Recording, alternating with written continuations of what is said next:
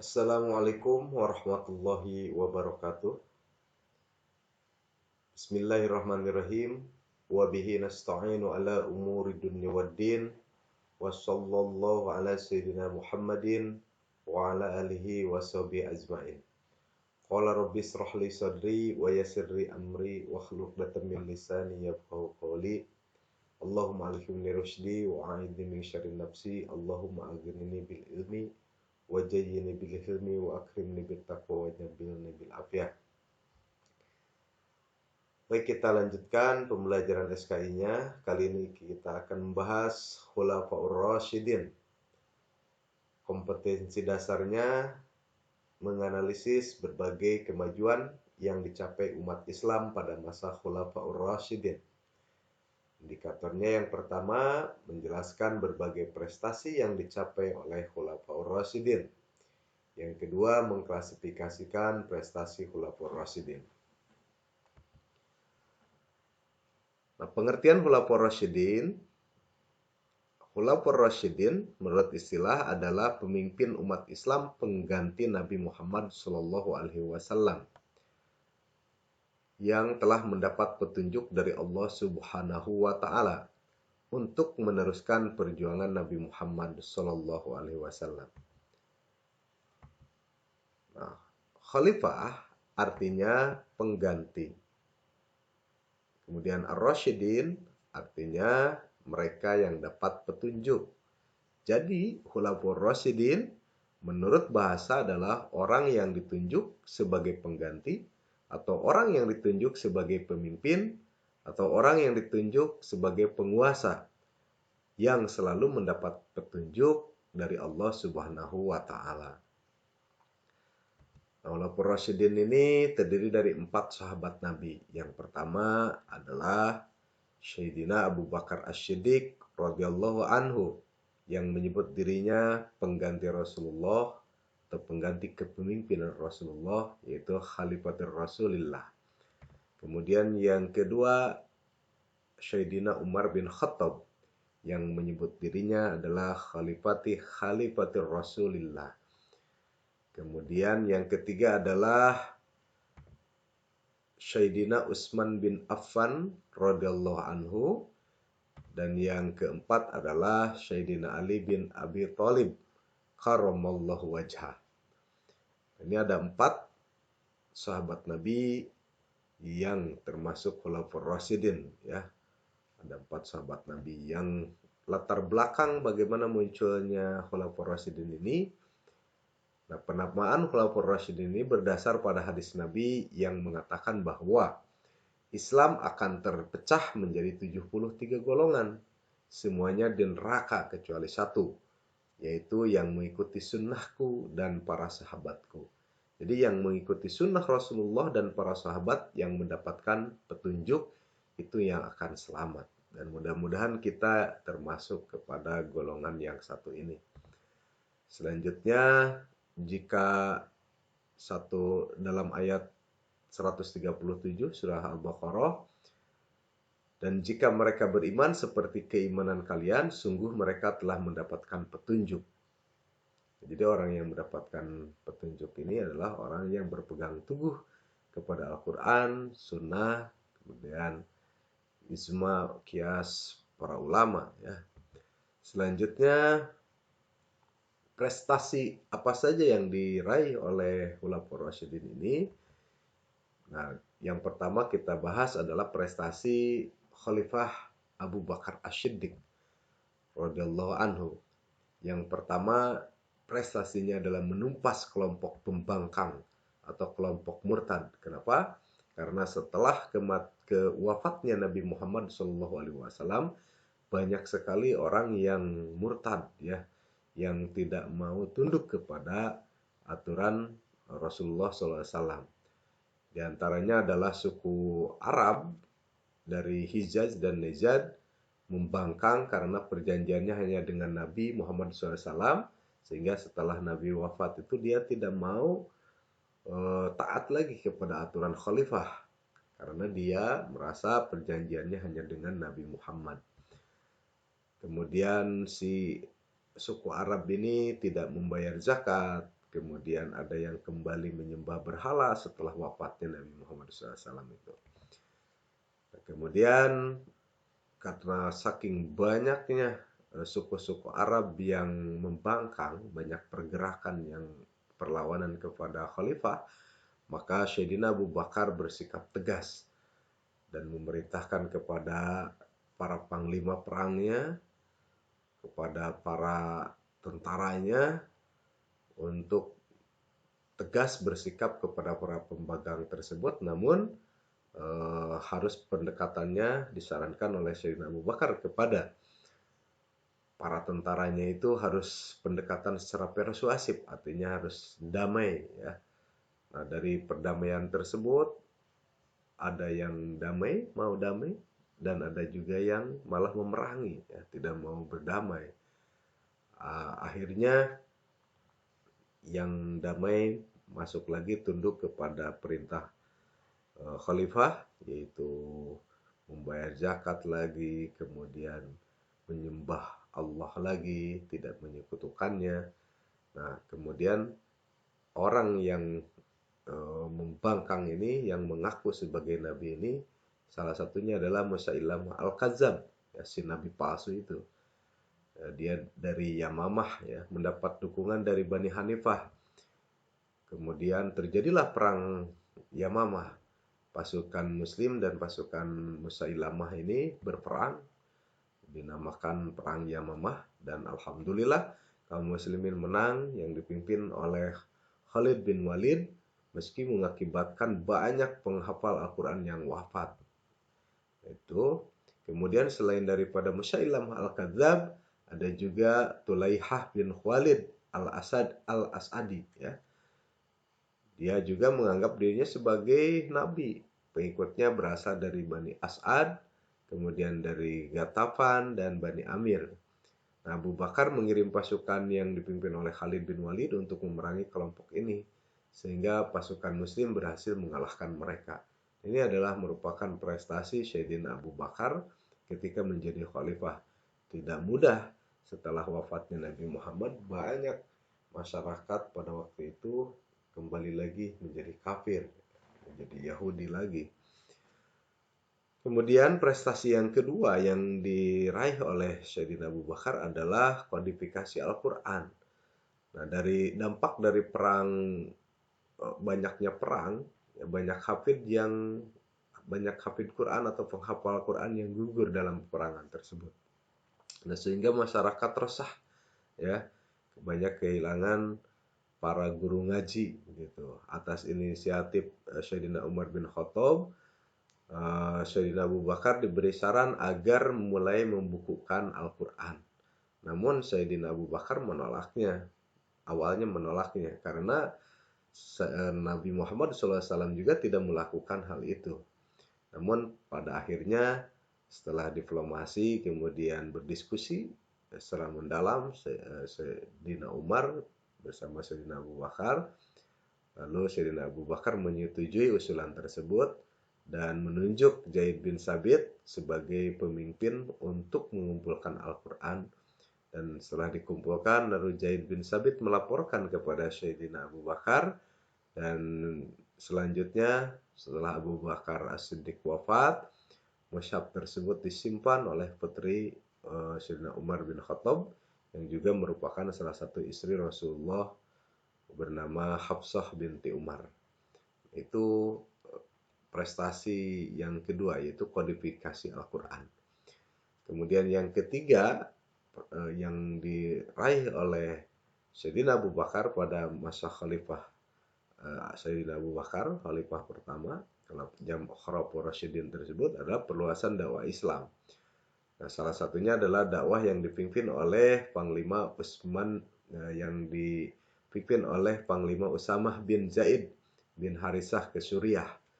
Kemudian Sayyidina Abu Bakar As-Siddiq juga merambah perluasan kekuasaannya sampai ke Kaisaran Persia dan Byzantium. Melalui perang Yarmouk yang cukup sulit, pasukan Islam akhirnya berhasil menaklukkan Byzantium dan juga menjadi awal runtuhnya kekaisaran tersebut. Nah, ini adalah prestasi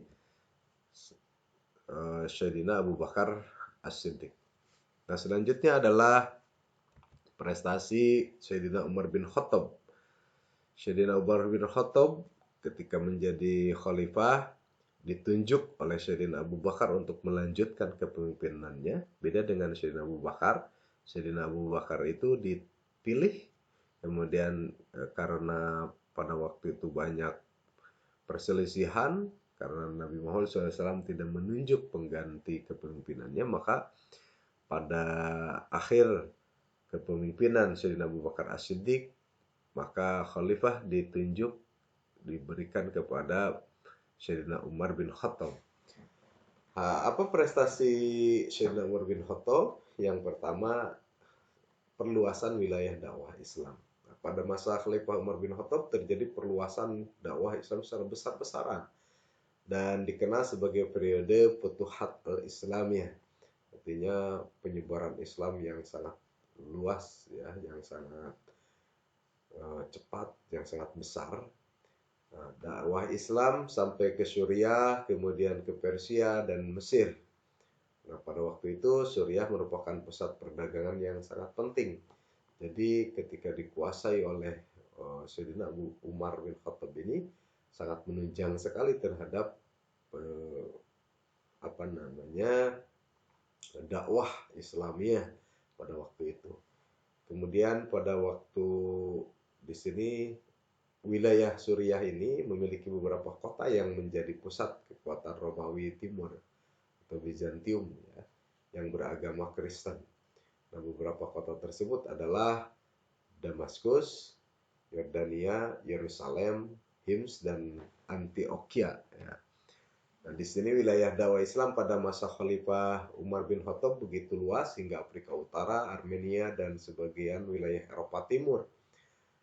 Saking luasnya tersebut, untuk memudahkan jalannya pemerintahan, Khalifah Umar bin Khattab membagi wilayah Islam menjadi 8 provinsi, serta menunjuk seorang gubernur untuk memerintah pada wilayah provinsi tersebut. Di antaranya Gubernur Hims, ya.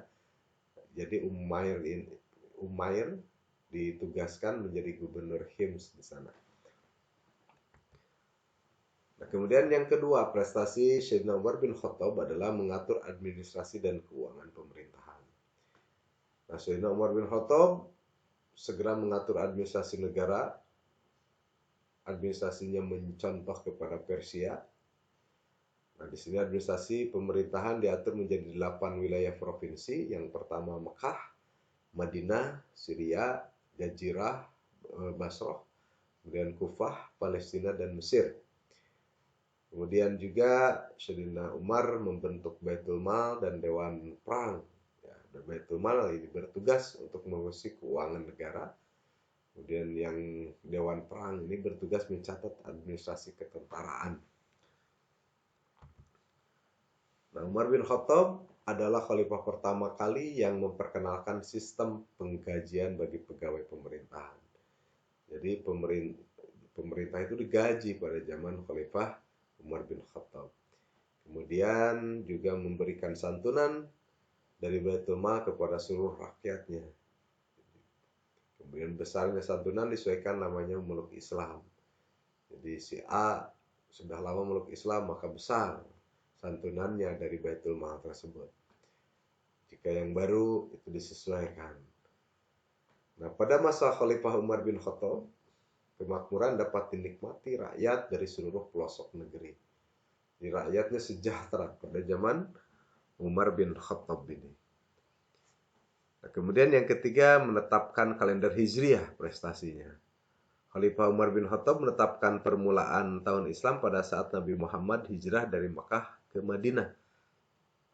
Ya, karena hijrah ini adalah merupakan titik balik kemenangan Islam, kebangkitan Islam, kejayaan Islam. Maka ketika Al-Quran pun diturunkan di Mekah, periode dakwah di Mekah itu dinamakan ayat Makkiyah. Kemudian diturunkannya di Madinah, maka disebutnya adalah surat Makkiyah. Makkiyah dan Madaniyah, begitu. Dilihat periode dakwah pertama di Mekah, kemudian periode dakwah kedua di Madinah. Dan ini merupakan menjadi titik balik kemenangan Islam. Selanjutnya, Sayyidina Umar juga membentuk Dewan Pemilihan Khalifah. Nah, Khalifah Umar bin Khattab ini membentuk Dewan Pemilihan Khalifah untuk menggantinya nanti setelah wafat. Dewan tersebut beranggotakan 6 orang ya, dari sahabat yang saat itu dianggap paling tinggi tingkatannya. Berarti sahabat yang paling baik pada waktu itu ya, dipilih menjadi Dewan Pemilihan Khalifah 6 orang. Yang pertama Utsman bin Affan menjadi Dewan Pemilihan. Kemudian kedua Sayyidina Ali bin Abi Thalib karramallahu wajhah. Kemudian Thalhah bin Ubaidillah. Dan yang keempat Zubair bin Awam. Yang kelima Abdurrahman bin Auf. Dan yang keenam Sa'ad bin Abi Waqqas. Ini adalah keenam Dewan Pemilihan Khalifah. Nah, selanjutnya adalah prestasi Utsman bin Affan. Khalifah Utsman bin Affan dipilih menjadi khalifah di usia 70 tahun. Beliau menjadi khalifah selama 12 tahun. Selama itu prestasi yang dicapai Utsman bin Affan yang pertama adalah kodifikasi mushaf Al-Quran. Nah, pengumpulan dan penulisan Al-Quran disebut mushaf Utsmani atau Al-Imam. Kemudian himpunan Al-Quran digandakan menjadi 4 buah oleh Zaid bin Sabit, dibantu oleh Abdullah bin Zubair, Sa'id bin As, dan Abdurrahman bin Haris. Kemudian dari 4 mushaf tersebut didistribusikan ke beberapa wilayah. Yang pertama ke Mekah satu mushaf, Suriah satu mushaf, Basra atau Basrah satu mushaf, dan Kufah satu mushaf. Nah, kodifikasi Al-Quran pada masa Khalifah Utsman bin Affan atas saran Hudzaifah bin Yaman. Hal ini disebabkan banyak terjadi perselisihan tentang cara baca dan susunan surah dalam Al-Quran. Nah, karena masih berserakan ya, asalnya ditulis di daun, di tulang, di batu. Nah, maka dibukukan menjadikan mushaf. Itu pertama kali adanya mushaf Al-Quran. Yang kedua prestasinya yaitu renovasi Masjid Nabawi. Nah, Masjid Nabawi ini yaitu masjid yang pertama kali dibuat oleh Rasulullah ketika hijrah ya. Nah, dengan semakin banyaknya jumlah umat Islam, Khalifah Umar bin Khattab mulai memperluas masjid ini. Asalnya kecil menjadi diperbesar. Nah, Masjid Nabawi telah mulai dibangun sejak masa Khalifah Umar bin Khattab. Nah, yang kemudian dilanjutkan merenovasinya dan diperluas oleh Khalifah Utsman bin Affan. Nah, itu jadi perhatiannya kepada umat, kepada masjid, kepada umat, kepada masjid, dakwah dan seterusnya. Itu patut kita contoh. Dan yang ketiga, prestasi Utsman bin Affan ini adalah pembentukan angkatan laut. Pada masa Utsman bin Affan, wilayah Islam sudah mencapai Afrika, kemudian Siprus hingga Konstantinopel. Nah, pada saat itu Muawiyah menjabat gubernur Suriah mengusulkan dibentuknya angkatan laut. Tujuannya dibentuknya angkatan laut adalah untuk melindungi wilayah Afrika, Siprus hingga Konstantinopel yang banyak diliputi lautan. Nah, dalam perkembangannya angkatan laut itulah yang kelak akan membawa misi dakwah Islam hingga ke daratan Eropa, bahkan sampai ke Indonesia di sini. Selanjutnya, perluasan wilayah dakwah Islam ini merupakan prestasi Sayyidina Utsman bin Affan juga. Diperluas lagi dakwahnya. Nah, pada masa Utsman bin Affan ini, yang pertama perluasan ke Khurasan, ya, berdakwah ke Khurasan. Utsman bin Affan mengutus Sa'ad bin As dan Hudzaifah bin Yaman memimpin pasukan Islam ke Khurasan untuk berdakwah. Kemudian yang kedua perluasan ke Armenia. Salman Rabi'ah Al-Bahili diutus Utsman bin Affan berdakwah ke Armenia. Sebagai besar rakyat Armenia ini saat itu menyambut tentara Islam dengan sukacita. Kemudian perluasan ke Tunisia. Utsman bin Affan memerintahkan Abdullah bin Sa'ad untuk menaklukkan Tunisia yang telah dikuasai Romawi. Yang selanjutnya penaklukan yang ke Rai ya dan Azerbaijan, dan perluasan dakwah Islam ke Amuriah dan Siprus. Nah, ini prestasinya Utsman bin Affan. Nah, dilanjutkan dengan prestasi Ali bin Abi Thalib. Nah, Ali bin Abi Thalib ini menjabat khalifah selama 5 tahun. Apa prestasinya? Yang pertama, mengganti pejabat yang kurang cakap. Jadi yang korup, yang tidak benar kerjanya, maka diganti oleh Sayyidina Ali bin Abi Thalib. Nah, Khalifah Ali bin Abi Thalib ini menginginkan pemerintahan yang efektif dan efisien. Oleh karena itu beliau kemudian mengganti pejabat-pejabat yang kurang bagus kerjanya. Nah, akan tetapi pejabat tersebut ternyata banyak berasal dari keluarga Khalifah Utsman bin Affan, yaitu Bani Umayyah. Akibatnya dari kebijakan Sayyidina Ali tersebut, banyak kalangan Bani Umayyah yang tidak menyukai Khalifah Ali bin Abi Thalib karena kedudukannya merasa terusik begitu. Nah, Sayyidina Ali juga melaksanakan langkah yang tegas dalam pemerintahannya, yaitu memberantas korupsi. Jadi korupsi pada zaman dahulu juga ada gitu. Nah, cara beliau menegakkan keadilannya itu dengan membuat standar operasional prosedur atau SOP. Dalam hal ini yang terkait dengan tugas jaksa seperti apa, kemudian tugas hakim seperti apa, standar operasionalnya, dan penegakan hukum lainnya. Jadi tidak ada main hukum sendiri, kemudian yang lemah semakin lemah, yang kuat semakin kuat, tidak ada. Maka di sini keadilan diterapkan oleh Sayyidina Ali bin Abi Thalib. Kemudian melakukan kontrol pasar dan memberantas para pedagang celicik, ya, penimbun barang dan pasar gelap yang ada dari dulu juga. Semacam itu, dan hal-hal tersebut harus dihindari. Karena apa? Karena yang licik, yang curang, atau yang korupsi juga itu dari dulu tidak pernah baik nasibnya. Begitu, itu harus menjadi contoh buat kita semuanya. Kemudian yang kedua yang dilakukan oleh Sayyidina Ali yaitu membenahi keuangan negara, membuat Baitul Mal, ya, keuangan negara. Di sini pada masa Utsman bin Affan banyak kerabatnya yang diberi fasilitas negara. Khalifah Ali bin Abi Thalib memiliki tanggung jawab untuk membereskannya permasalahan tersebut. Nah, semua harta pejabat yang didapatkan dari cara yang tidak benar maka disita oleh Sayyidina Ali, oleh negara. Nah, tersebut disimpan, dikumpulkan di Baitul Mal dan digunakan untuk kesejahteraan rakyatnya. Jadi disita begitu hasil korupsinya atau kekayaan yang tidak benar gitu, dari harta pejabat. Nah, kebijakan tersebut juga mendapat tantangan perlawanan dari mantan penguasa dan kerabat Utsman bin Affan. Mereka menghasut para sahabat yang lain untuk menentang kebijakan Ali bin Abi Thalib dan melakukan perlawanan terhadap Khalifah Ali bin Abi Thalib. Akibatnya terjadi peperangan seperti Perang Jamal dan Perang Siffin. Ya. Nah, kemudian yang ketiga, memajukan ilmu nahwu. Pada masa pemerintahan Ali bin Abi Thalib juga, penulisan huruf hijaiyah belum dilengkapi dengan tanda baca seperti kasroh, fathah, domah, dan syiddah, tasydid.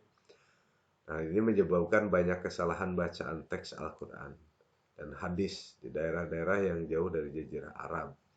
Untuk menghindari kesalahan fathah dalam bacaan Al-Quran dan hadis, maka Khalifah Ali bin Abi Thalib memerintahkan Abu Aswad Ad-Duali untuk mengembangkan pokok-pokok ilmu nahwu, yaitu ilmu yang mempelajari tentang bahasa Arab. Keberadaan ilmu nahwu diharapkan dapat membantu orang-orang non-Arab mempelajari sumber utama ajaran Islam, yaitu Al-Quran dan Al-Hadis. Nah, misalnya kitab Jurumiyah, ya. Pembangunan kota Kufah. Khalifah Ali bin Abi Thalib membangun kota Kufah secara khusus. Nah, pada awalnya Kufah disiapkan sebagai pusat pertahanan oleh Muawiyah bin Abi Sufyan. Akan tetapi kota Kufah ini kemudian berkembang menjadi pusat ilmu tafsir, ilmu hadis, ilmu nahwu, dan ilmu pengetahuan lainnya. Ini prestasi-prestasi dari Khulafaur Rasyidin. Nah, ketika disimpulkan bahwa prestasi Abu Bakar As-Siddiq yang pertama menumpas kelompok pembangkang, memberantas nabi-nabi palsu pada waktu itu, kemudian yang kedua kodifikasi Al-Quran, yang ketiga perluasan wilayah, prestasi Sayyidina Umar bin Khattab, perluasan wilayah dakwah Islam semakin luas lagi. Yang kedua mengatur administrasi dan keuangan pemerintah, menetapkan kalender Hijriah. Jadi kalender Hijriah itu diawali dari pada mulanya Khalifah Umar bin Khattab. Kemudian yang keempat Dewan Pemilihan Khalifah.